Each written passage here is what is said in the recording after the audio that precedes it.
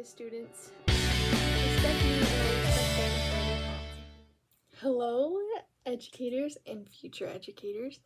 My name is Crystal Moss, or Mrs. Moss, and I wanted to start a video log about my senior practicum experience. But overall, it was very exciting.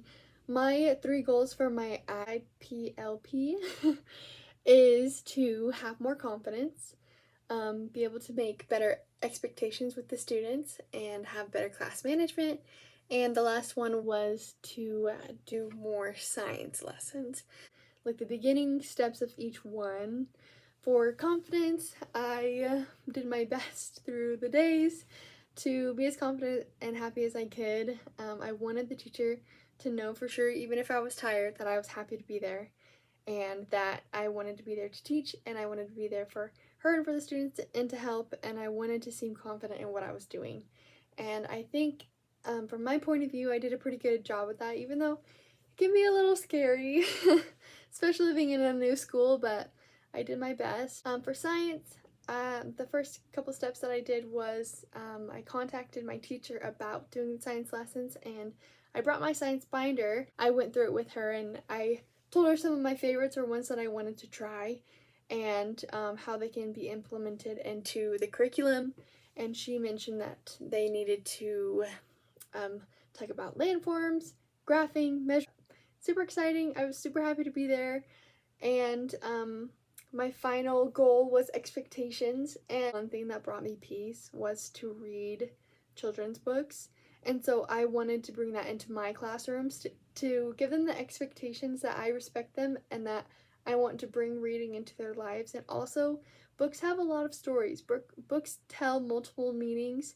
I read 2 books at the end of the day. A book called Mr. Falker, and it's by Patricia Polacco, and it's basically her struggle in being dyslexic and having a hard time reading.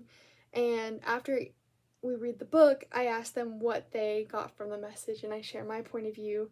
And it's just really special because it creates an environment where the students respect me and I respect them for their thoughts and feelings. And books and literature can bring a special connection because of the stories that it shares. Pot by Demi, and it's basically how integrity emperor gives everyone a cooked seed, like a seed that won't sprout because it's cooked. And at the end of the year, they're supposed to bring their seed back and see how it had grown. And in the end, only one boy won to be the emperor because he was honest. Because the whole time the seeds were cooked, and so that nothing could be planted, and he tried his best to water it and nourish it, but in the end, nothing ever sprouted. And all the other children who had gotten a seed, they had flowers that were super tall, beautiful. Integrity and honestness of this one main character, because it was a cooked seed. It wasn't supposed to be planted, so he was being honest. And I talked about how we can be honest in our classroom and what that means. And they're bright kids. They really shared great things, and it was just such a great week. I had a lot of fun. I learned a lot, even the first day. Like, it's a totally different experience from what I've done before, and I'm super excited to grow with the teacher and with the students. And so they're very excited. Classroom management is a little bit crazy, but when I read the book the first day, for the first time the whole day, all the students were completely quiet, and the same thing happened today.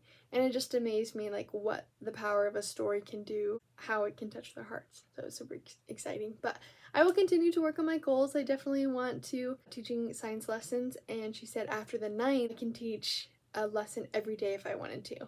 So that's super exciting, and that was my goal. And so we talked about it, and I feel like she's very understanding, and I'm taking every chance that I can get to teach. So I taught a lesson today, and it went really, really well. We talked about words that were good, better, and best, and talked about how once we know those words, we can be able to use more complex words. And the teacher complimented me on how engaged the students were. And they really were. They were so excited. So for example, there was a picture of like a really nice ice cream sundae. There was a picture of a McDonald's cone, and then there was a picture of a banana split that wasn't as nice as the nice one. And so I was like, okay, so which one is the good example? and they picked the ice cream cone. Which one is the better example? Medium sundae, right? And then I was like, okay, and what's the best example? And they picked the really nice extravagant sundae. So it was really exciting, and I had a whole bunch of those slides, and they were most excited for the car one. They're super excited to be able to pick the car as their best, but I applied that to words, and they got 3 words, and everyone got a word, and they would find their partners with the same word, but the big, better, and best, like descriptive words or adjectives. And they found their groups, and then we went through it together and to double check, and they were very opinionated about which one was better and best, which was really exciting to see because they were so engaged. I really loved it because it was so different. I would be there all day. I've never done that before, but I really love it. I really enjoy it. I really love the students and my mentor teacher, and I'm just really excited to see what else I can learn. And even teaching today and doing everything that I can to be involved, I am like falling more and more in love with it. So I'm super excited, but I hope you enjoyed this little vlog that I'm making, and hopefully I can make one of these for every reflection that I have to the things that I've learned this week and how I'm trying to achieve my goals. So thank you so much.